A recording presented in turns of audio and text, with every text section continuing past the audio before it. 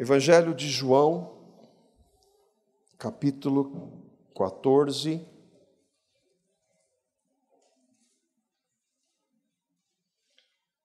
Nós estamos lembrando e como se estivéssemos lá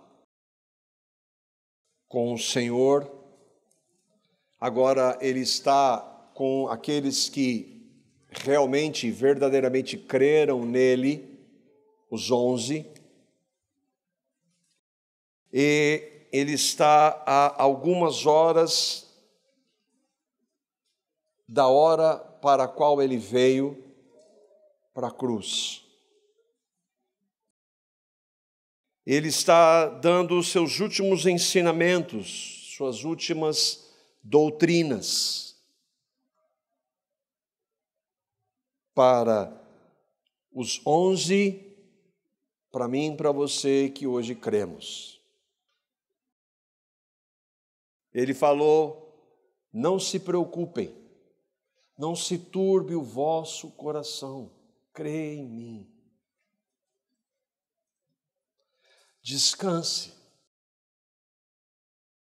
Nós vimos que quando ele disse isso, ele não quis dizer descanse, porque eu vou resolver toda a situação aqui. Ele falou assim: não, descanse, porque na casa do meu pai há muitas moradas, eu vou lá preparar lugar para você. O Senhor nunca prometeu, irmãos, um caminho tranquilo. Nunca foi assim na igreja. Não foi assim com o Senhor. Não é assim com os dele. Mas Ele nos garante que Ele vai voltar para nos levar para estar onde Ele está. Para estar para sempre com Ele. Vimos que, como Pedro e Tomé, nós sempre temos que aprender com Ele, com o Senhor. Eu e vocês estamos numa caminhada, irmãos, de crescimento na graça e no conhecimento dEle, de relacionamento, de aprendizado. Aprendizado implica em correção, em disciplina, porque Ele nos ama. Mas o que nos alegra é saber que, como Pai, eu e vocês somos filhos. Não devemos comparar o nosso Pai celeste com o nosso Pai terreno, mas a gente sabe que um filho nunca deixa de ser filho. Nós nunca deixaremos de ser filho do Abba, Pai. Tomé disse: Senhor, nós não sabemos onde o Senhor vai. E Ele corrige, e em sua graça Ele nos exorta. Nós vimos também da radicalidade do Evangelho quando Jesus diz: ninguém, nenhum ser humano, nunca em toda a história pode ir ao Pai a não ser por meio de Cristo. Mas e no Antigo Testamento? E antes da vinda de Cristo? Eles criam no Cristo que viria. Isso é muito radical. E hoje, no tempo que nós vivemos de pluralismo, de relativismo, então nem se fala. Mas é a verdade. E então nós retomamos ali no versículo 7, no capítulo 14, e vamos continuar ouvindo o Senhor falar. Lembre, para eles e para nós. E nós vamos ver uma das doutrinas, ou das verdades, ou dos ensinos mais centrais da Escritura, que é: Jesus é Deus. O Deus que se fez homem para salvar pecadores. E quando nós falamos em ensinos, em doutrina, aos críticos que diz, há muito ensino, muita doutrina na Bíblia.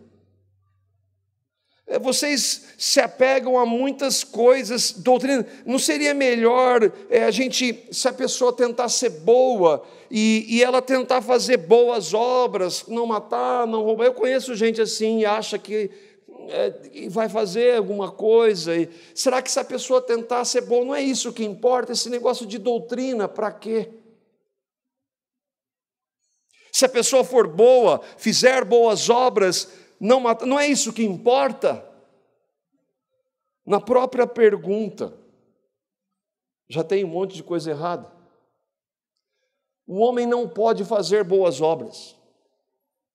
O homem não é bom, nasce em pecado, ele não pode produzir, não há ninguém que faça o bem. O homem não faz o bem, a não ser que Deus o transforme. Então não tem como fazer. E aqueles que acreditam nisso, e me impressiona que hoje eu vejo e ouço pastores, não são mais, mas que um dia pregavam a palavra e falavam dessas verdades, e hoje dizem que as pessoas, mesmo que elas não creiam em Jesus, se elas forem boas pessoas, Deus vai olhar para o coração delas. Mas qual o coração? Aquele que é desesperadamente corrupto e enganoso? Jesus disse: ninguém vai ao Pai se não for por Ele. O homem não pratica boas obras, ele pratica obras de justiça própria. Ele pratica trapos podres de imundícia, obras da lei que o condenam, não o salvam.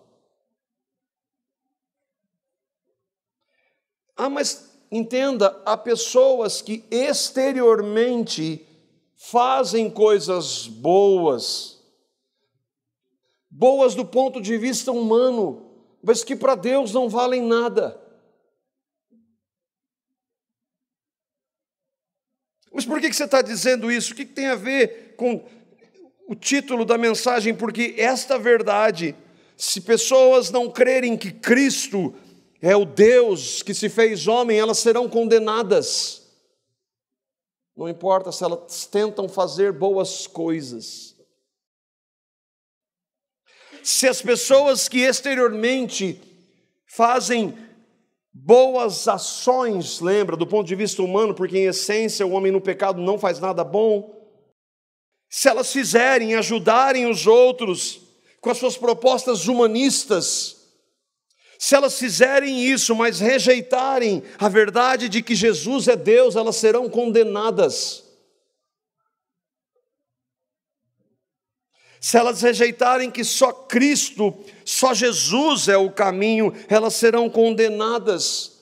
Isso é um ensino, é uma doutrina inegociável da palavra do Deus que nos criou. Se as pessoas que fazem boas coisas, entre aspas, sempre, não crerem nessas verdades, elas vão para o inferno. Portanto, não há dúvida de que a doutrina e o ensino correto é imprescindível. Todo cristão, todos nós estamos, pela graça, crescendo no conhecimento dele. Se alguém um dia, e aí nós podemos pensar quando nós cremos inicialmente no Evangelho, se um dia eu ouvi que eu era um pecador e que Jesus veio para me salvar, eu creio nisso, eu sou salvo, eu fui salvo. Isso basta, eu creio em Jesus como meu Salvador e Senhor, e por consequência me arrependi, isso basta. Mas se a partir do momento começar a trazer a palavra e outros ensinos desta mesma palavra que diz que só Cristo salva, e eu rejeitá-la, na realidade eu não cria em Cristo de verdade. Eu só disse. Ah, eu creio em Jesus, mas eu não creio que é só pela graça, Efésios 2:8. Então você não crê em Jesus. Entende como um ensino? Não, mas eu creio em Jesus, Ele morreu na cruz, Ele ressuscitou. Mas a Bíblia diz que a salvação é só pela graça. Não, mas isso eu não aceito, então você não creu em Jesus. Você creu em um outro Jesus, o Jesus da religião, mas não o da Bíblia. Se você diz que crê em Jesus, não, eu creio em Jesus, mas vive na prática do pecado, rejeitando a doutrina do arrependimento, você não creu em Jesus. Se quando você que diz que creu em Jesus é confrontado com a palavra de Deus, não com ideias de homens legalistas, porque isso existe, mas se a palavra de Deus mostra, olha, isso aqui, meu querido, que você que crê em Cristo é pecado, e se você não se arrepende, você rejeita, você não creu em Cristo. Se você não crê na doutrina do arrependimento, você não creu em Jesus. Sim, há doutrinas que nós podemos, às vezes, compreender de forma errada. O Flávio trouxe hoje, pela manhã, do batismo. Nós entendemos que o batismo infantil, ele está errado. Mas há pessoas que foram e que entendem, é uma compreensão que nós vemos distorcida da Escritura, mas isso não é fundamental para a salvação, desde que ela creia em Cristo, creia na graça. Mas quando nós falamos de Jesus como sendo Deus, não, mas isso eu não aceito. Não, você não creu em Jesus. Está condenado e continua condenado. Jesus é Deus, e nós vamos ver ele dizer isso no texto. João 14, 7 a 14. Lembra, ele está falando para os seus apóstolos. Ele diz: se vocês realmente me conhecessem, conheceriam também o meu Pai. Já agora vocês o conhecem e o têm visto. Disse Filipe: Senhor, mostra-nos o Pai, e isso nos basta. Jesus respondeu: você não me conhece, Filipe, mesmo depois de eu ter estado com vocês durante tanto tempo? Quem me vê, vê o Pai. Como você pode dizer, mostra-nos o Pai? Você não crê que eu estou no Pai e que o Pai está em mim? As palavras que eu lhes digo não são apenas minhas, pelo contrário, o Pai que vive em mim está realizando a sua obra. Creiam em mim quando digo que estou no Pai e que o Pai está em mim, ou pelo menos creiam por causa das mesmas obras. Digo-lhes a verdade, aquele que crê em mim fará também as obras que tenho realizado. Fará coisas ainda maiores do que estas, porque eu estou indo para o Pai. E eu farei o que vocês pedirem em meu nome, para que o Pai seja glorificado no Filho. O que vocês pedirem em meu nome, eu farei. Vamos caminhar a outras verdades além da divindade de Cristo aqui, que Ele mesmo diz. Vamos caminhar verso a verso e tentar, pela graça, compreender. Ele disse: se vocês realmente me conhecessem, conheceriam também o meu Pai. Já agora, vocês o conhecem e o têm visto. A tradução melhor aqui, primeiro, Jesus não está, nós já temos visto isso, e isso é importante que nós sempre lembremos. Quando Jesus chama os apóstolos, é ali que se dá a conversão deles. Eles creem em Cristo. Mas assim como nós hoje, que cremos, um dia cremos e passamos pela graça de Deus a aprender e a conhecer mais, eles também estavam nesse processo. Então Jesus não está dizendo que eles não o conheciam, eles não haviam crido, sido convertidos, não, eles já eram. Mas eles precisam ser ensinados de algumas dessas verdades. Então, a tradução aqui seria: se vocês me têm conhecido, ele está partindo do princípio que é: vocês me conhecem, vocês conhecerão também o meu Pai. Ele não está colocando em xeque se eles criam ou não, se eles conheciam ou não. É claro que também nós vemos o verbo conhecer, a gente sempre fala, esse verbo conhecer é o verbo que eu me maravilho de pensar nisso, que quando a palavra usa, por exemplo, do relacionamento sexual do marido com a mulher, ele usa essa palavra conhecer. E o que ela significa? O relacionamento sexual entre o marido e a esposa é a expressão mais íntima de relacionamento. E o Senhor usa, então, essa expressão de conhecer, é conhecê-lo intimamente. E é para isso que nós somos chamados e salvos. Então, eles estão, sim, conhecendo mais a Jesus. Mas nunca vão conhecer, nem na eternidade nós vamos conhecer plenamente. Se não fosse assim, ele mesmo não teria dito, já agora vocês o conhecem e o têm visto. Vocês estão vendo o Pai. Onde? Em mim. Entendam isso. Se vocês creem em mim, vocês creem, então vocês estão vendo o Pai. O alvo do Senhor aqui, um dos alvos, é ensinar a eles essa doutrina. Por isso que a introdução é da importância da correta doutrina, da sã doutrina. É ensiná-los que Ele é Deus. Ele e o Pai são Deus. Não dá nem para conjugar. Ele e o Pai é um Deus. E não crer nisso é não crer no Evangelho, é não crer no Deus da Bíblia. Lembre, também é importante nós considerarmos, quando João está escrevendo isso, ele já tem plena convicção disso.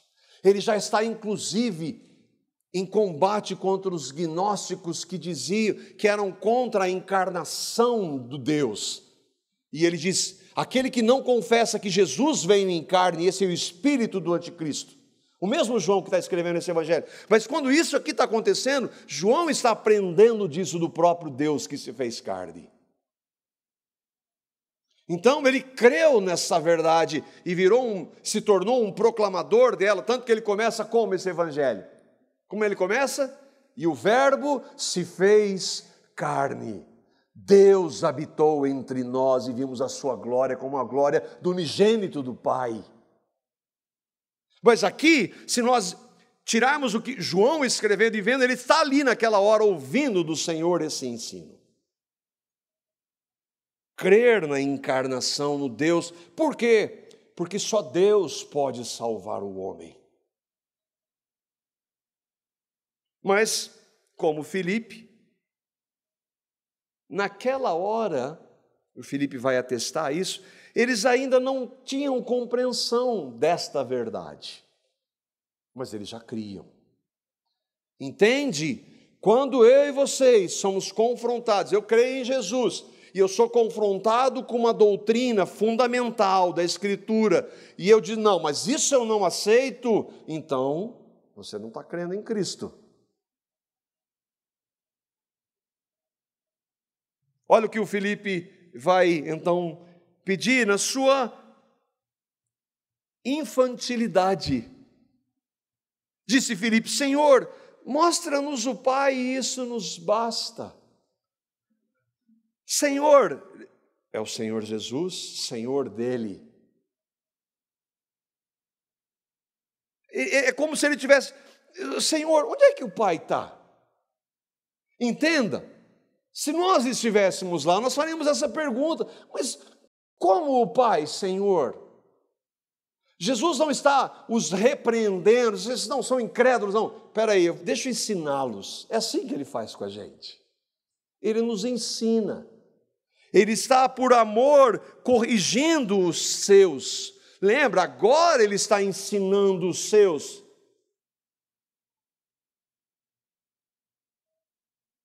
Eles estavam, assim como eu e você hoje, aprendendo na revelação progressiva de Deus na sua palavra. O irmão D.A. Carson, comentando esse verso, ele diz: Filipe e os outros conhecem verdadeiramente a Jesus e, portanto, eles veem no Filho o Pai. Mas eles ainda não reconheciam isso. Por mais elevada que seja a maneira que pensam em Jesus, eles ainda não entendem que em Jesus Deus se fez conhecido. Deus se fez homem. Nós cremos isso, nós entendemos? Não, nós não entendemos. Deus um dia estava na barriga de uma mulher que Ele criou. Ele se esvaziou. Deus. Isso é muito grande. Maravilhosamente grande, incompreensível. Você crê nisso? Louve ao Senhor, porque só se crê nisso pela ação soberana do Espírito Santo. É fundamental nós entendermos. E aí, irmãos, há um ponto importante de sermos graciosos e misericordiosos, especialmente com aqueles que estão caminhando. Aqueles que estão no começo, que estão aprendendo. Eu já contei isso uma vez para vocês. Quando eu criei no Evangelho, eu estava andando com alguém que, infelizmente, com muita tristeza, está longe do Senhor. Mas ele foi muito importante para mim. E uma vez eu perguntei para ele o que era a circuncisão. Eu falei: você não sabe o que é a circuncisão? Exatamente, eu estou perguntando, eu não sei. O que eu quero dizer é que nós devemos ser misericordiosos com aqueles que estão no começo. Se bem que eu creio que eu e vocês, que poderíamos e deveríamos já estar nos alimentando de alimento sólido, às vezes ainda estamos no leite. Então, a misericórdia é para todos, né? Nós não devemos condenar alguém que às vezes está numa falta de compreensão de uma verdade doutrinária, não em objeção, não em rejeição, mas às vezes não entende, e é com graça e misericórdia que nós devemos caminhar. Não somente dentro dessa, mas, por exemplo, da doutrina da soberania de Deus, da eleição, e tantas outras verdades fundamentais da palavra.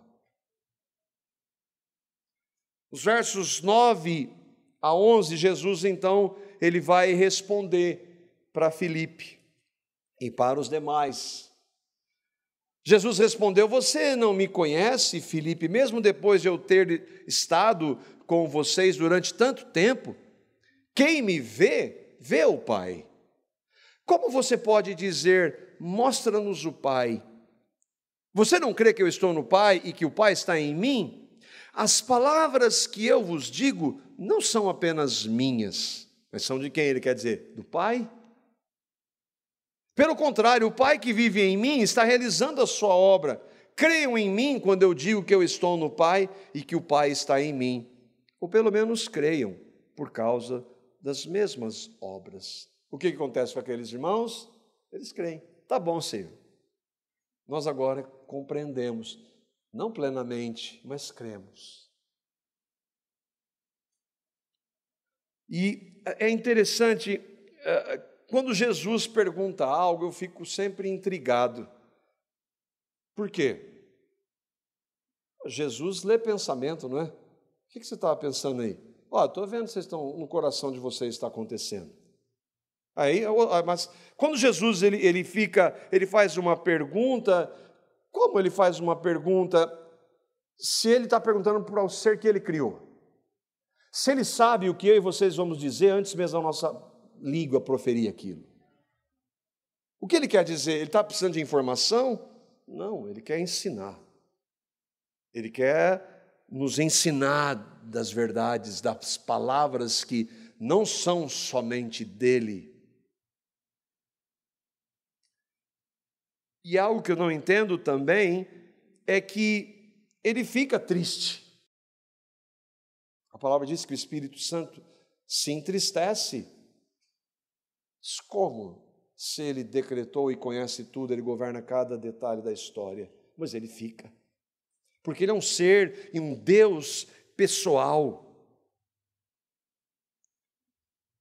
Ele vai então dizer: Filipe, eu estou no Pai e o Pai está em mim. Em outras palavras, ele está dizendo: Filipe, eu sou Deus. Eu sou Deus. Ele já havia dito isso antes. Eu sou. Maravilhosa expressão para definir o Deus que é. E ele traz aqui parte da doutrina da Trindade. Hoje há alguns, não. Deus, ele se manifesta de formas diferentes.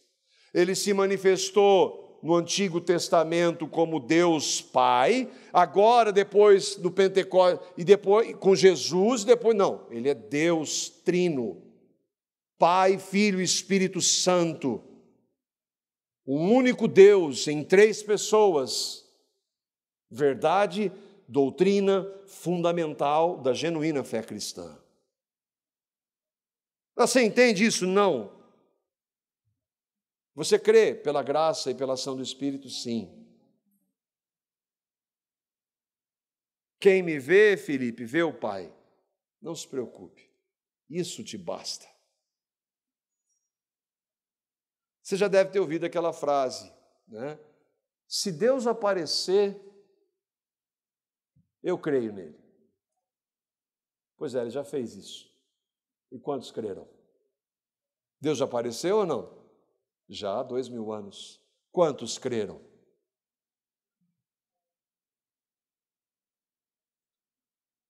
Outra bobagem é dizer que Jesus foi um grande profeta, mas Deus não. Como o irmão C.S. Lewis disse, se você acreditar que um homem que se diz Deus e não é um grande qualquer coisa, você está por fora. Não dá para dizer que um homem é um grande profeta, ele dizer que é Deus, ele não é. É verdade ou não? Ou ele é louco, ou ele é quem ele diz ser. Jesus foi categórico. As palavras que eu te digo não são apenas minhas. Deus está falando. Deus está ensinando. E não somente isso, creia por causa do que eu faço, do que eu tenho feito.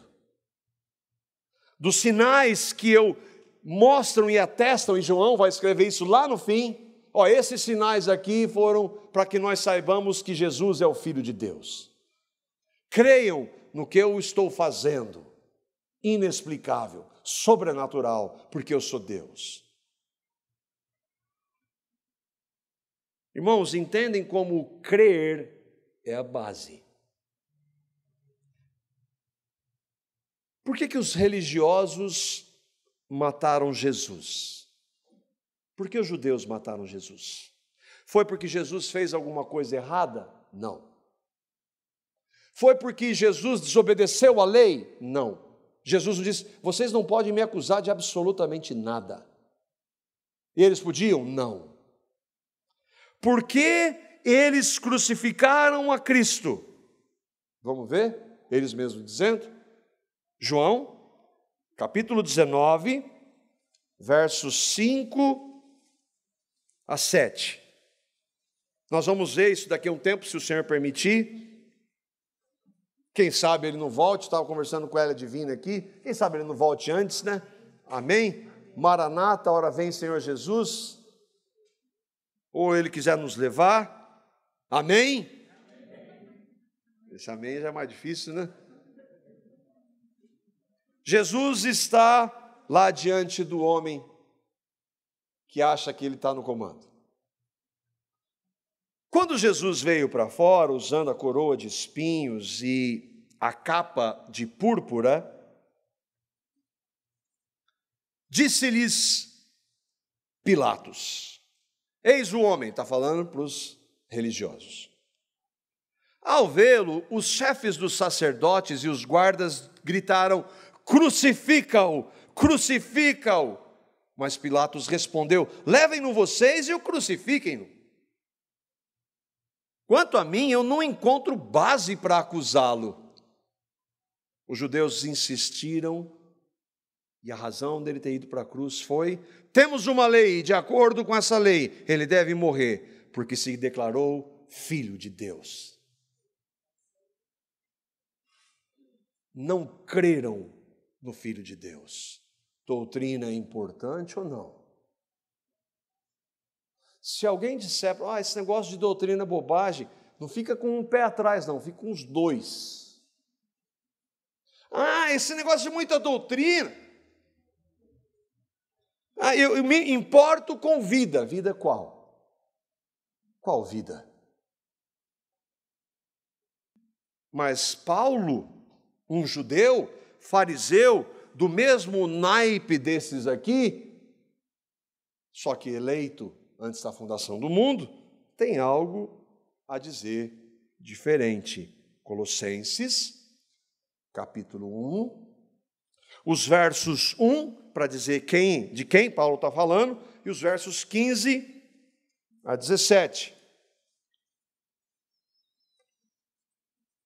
Lembra? Se você e eu cremos na divindade de Cristo, foi pela graça de Deus, pela ação soberana, a graça irresistível de Deus que nos convenceu dessa verdade. Porque o Paulo é exatamente igual àqueles que estavam lá: crucifica esse homem porque ele diz que é filho de Deus. Mas o Paulo, que era no mesmo nível deles, pensa diferente. Isso é linguagem humana, ele creu porque o Espírito de Deus revelou. Olha o que ele diz do Jesus que os judeus mandaram para a cruz. Paulo, apóstolo de Jesus Cristo, versículo 1, aí, versículo 15, o qual, Jesus Cristo, é a imagem do Deus invisível.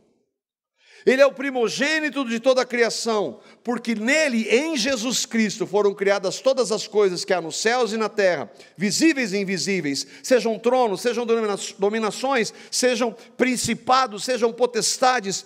Tudo foi criado por Ele e para Ele, e Ele é antes de todas as coisas, e todas as coisas subsistem por causa dEle. De quem é Ele? Ele, Deus. Quem é Ele? Jesus Cristo.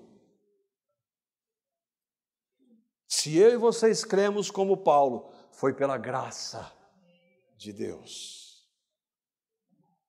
Se você pode dizer, eu creio que Jesus é o Filho de Deus, é o Deus encarnado, então louve ao Senhor, porque foi Ele que revelou para mim e para você. O autor dos Hebreus, capítulo 1, verso 3. Filipe, olha para mim, você vai ver o Pai. Não é isso que eles estão falando? Não é isso que Paulo acabou de dizer? Não é isso que o autor aos Hebreus diz? O Filho é o resplendor da glória de Deus e a expressão exata do seu ser. Deus. João disse: eu toquei Deus. E nós vamos poder, espera. Bom, vai ter tanto tempo lá, acho que vai ter bastante gente lá, né? Vai ter uma eternidade, um pouquinho de tempo, dá para a gente tocá-lo, abraçá-lo, será? Já pensou nisso, irmão? De ver Jesus, aquele que a gente crê hoje só porque está num pedaço de papel, mas que é tão real quanto eu e você estamos aqui agora. Vê-lo face a face.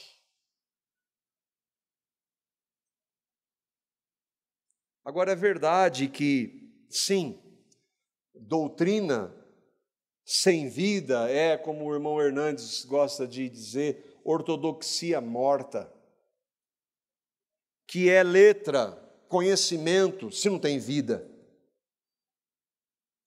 Crer em doutrinas, defender os 5 pontos do calvinismo, e defender a teologia reformada, e defender e saber tudo, mas não ter vida, não vale absolutamente nada. E outra, é pior dos conhecimentos.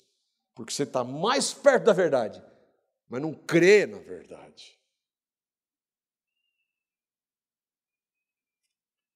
Ortodoxia sem vida não é cristianismo, não é crer em Cristo.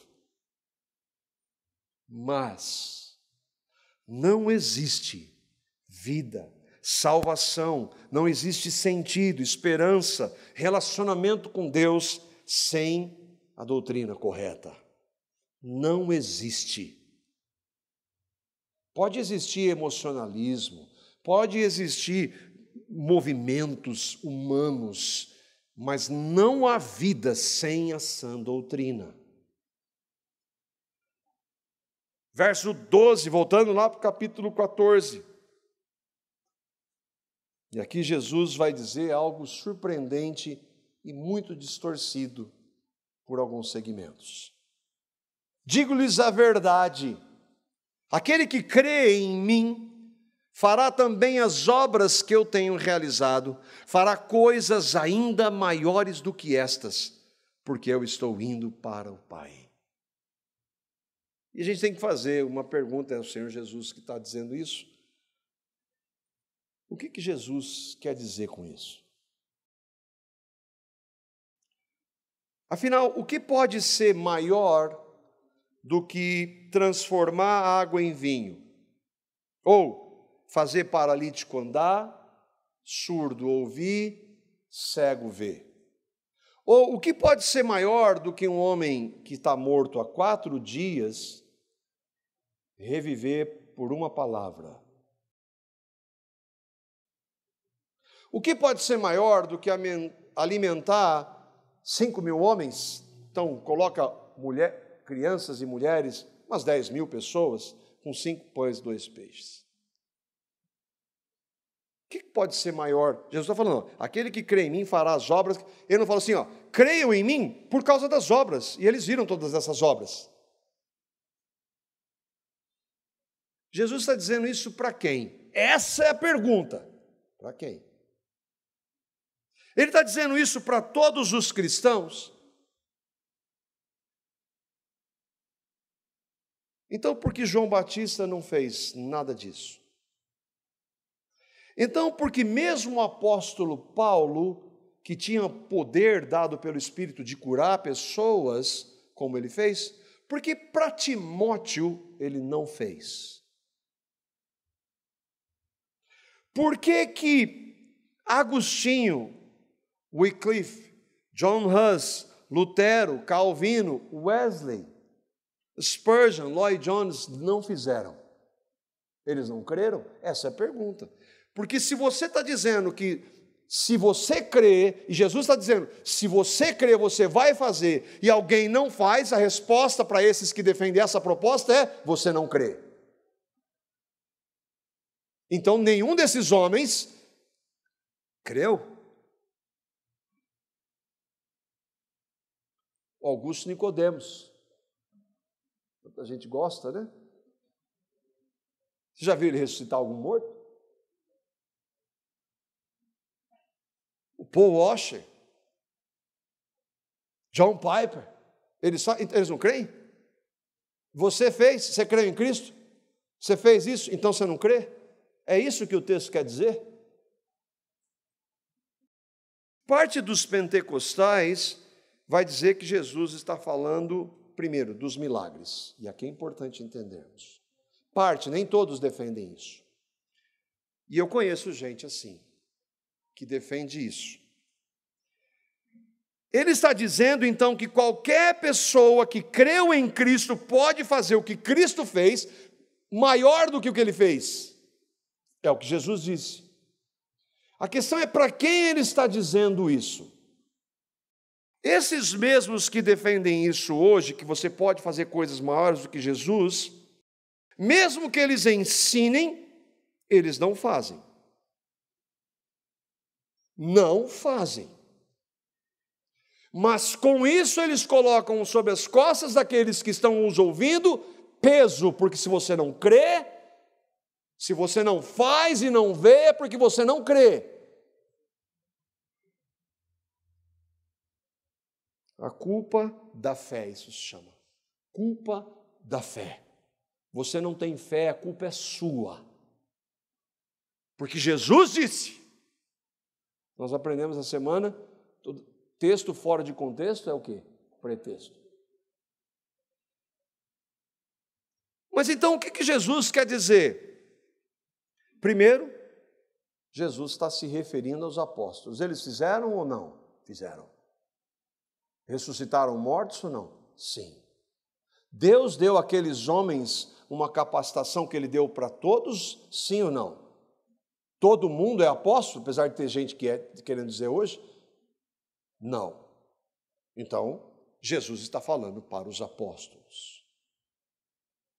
Mas significa que Deus não possa fazer milagres? Não, em nenhum momento ele está dizendo isso. Ele pode fazer. Mas como Paulo com Timóteo não aconteceu, então Paulo não creu. Por quê? Por que Paulo vai falar, ô Timóteo, está com dor de estômago? Por que ele não deu poder? Não, esse estômago seu aí está curado, em nome de Jesus. Não, vai tomar vinho.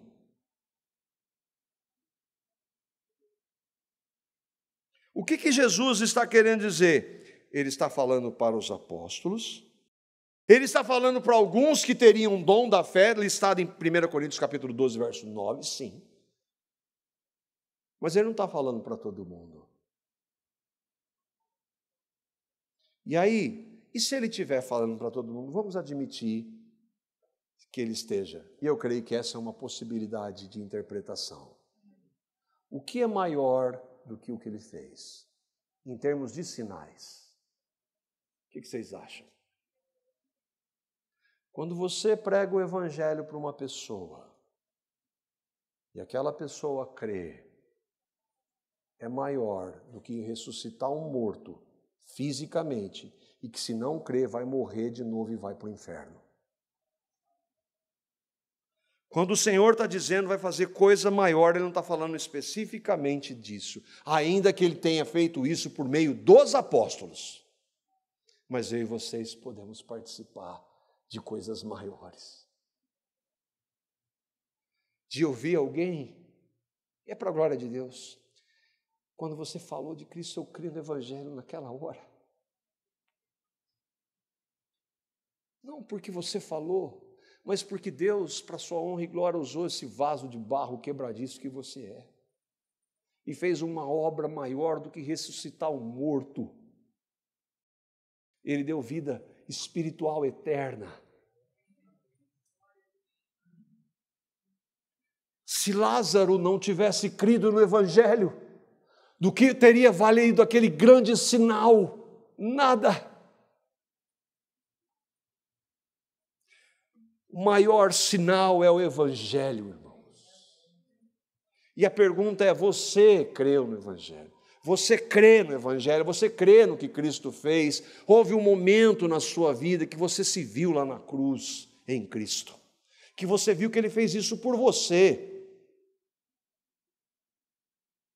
e que Ele levou o seu pecado no corpo santo dEle. Ele, Deus que se fez homem, e veio para salvar você, e você então se arrependeu e creu na graça do Evangelho, e recebeu a Cristo como Salvador e Senhor. Você crê no Evangelho. O Evangelho é o poder de Deus para a salvação de todo aquele que nele crê. É o poder de Deus, é o Evangelho. E para nós terminarmos os versos 13 e 14. Outra coisa que é distorcida. E eu farei o que vocês pedirem em meu nome, para que o Pai seja glorificado no Filho. O que vocês pedirem em meu nome, eu farei. Esse texto é usado hoje ou não? Na revista aí atualizada, traduz assim, e tudo quanto pedirdes em meu nome, eu farei. Então você crê em Jesus, e você pede para Ele, Senhor, não me deixe nunca na minha vida passar por qualquer tribulação. Você creu em Jesus, você pediu em nome de Jesus para o Pai. Ele vai responder sim, não. Ele não vai dizer, então, tudo que você pedir em meu nome eu vou fazer, é tudo, desde que não esteja dentro da glória do Pai. Sabe quando Deus foi glorificado no Filho? Na cruz. Na cruz. Ele foi glorificado. É claro que em toda a vida do Senhor Jesus, Ele veio para fazer a vontade do Pai. Mas na cruz, naquela horrenda cruz, o Filho estava glorificando o Pai. Então esse texto não está dizendo, eu quero isso, eu peço em nome de Jesus, e porque Ele disse que se eu pedir Ele vai me dar tudo, então Ele vai me dar. Não é isso que o texto está dizendo. Ele vai dar de acordo com a vontade do Pai e para a glória do Pai. Então, por isso, e aí quanto mais eu e vocês andarmos com Ele, menos nós vamos pedir coisas que sejam para nós e para a nossa glória, e mais para a glória dEle. Você pode pedir, por exemplo, cura. Nós podemos pedir. Paulo não fez isso? Senhor, tira de mim esse espinho na carne. E ele pediu por 3 vezes. E o Senhor disse não. Então tá bom, Senhor, para a sua glória não tá bom. Quanto mais nós andarmos com Ele, mais Ele vai nos ensinar, inclusive o que Paulo pediu. Senhor, ensina-nos a orar, segundo a sua vontade. Jesus, um pouco antes da cruz, Ele pediu algo para o Pai? Sim ou não, irmãos? Afasta de mim esse cálice. Ele pediu e o Pai falou não. Louvado seja porque Ele falou não. Porque se Ele não estivesse ido para a cruz, eu e vocês que cremos no Pai hoje, não creríamos. O que a gente pode aplicar disso, irmãos? Primeiro, não diga a bobagem que alguns dizem de dizer que doutrina não é importante. Há muitos hoje dizendo isso, de várias vertentes. Estudar, para que estudar? Sim, se estudar para conhecimento, ensino, não vale nada. Mas como é que você vai conhecer o Senhor se você não se debruçar na palavra que nos apresenta a sã doutrina? Como é que você vai saber? Como é que você vai saber daquele homem que está falando algo de Jesus, se o Jesus que ele está dizendo não está de acordo com a Bíblia, se você não se debruça sobre ela? Não diga que doutrina é bobagem. Jesus é Deus. Você crê nisso? Tem certeza? Louvado seja o Senhor. E se você tem dúvidas, que o Espírito Santo lhe revele. E quebre essa cegueira, porque isso é cegueira. Está falando aqui um ex-cego. Descanse em Jesus. Sossegue nele. Esse Jesus aqui está no controle da minha e da sua vida se nós cremos nele. Ainda que a gente não veja. E boa parte das vezes, irmãos, nós não vemos. Mas o fato de nós não vermos não significa que ele não esteja no controle. Eu lembrei da frase, e para encerrar, do irmão Irving Lutzer, de alguém que estava sofrendo muito e que professava a Cristo e que estava numa angústia. E aí ele perguntou para o pastor, onde estava Deus quando eu tive que passar por isso? E ele respondeu, no mesmo lugar que ele estava quando o filho dele estava morrendo na cruz por você. Que o Senhor nos dê descanso nele, irmãos, para a glória dele.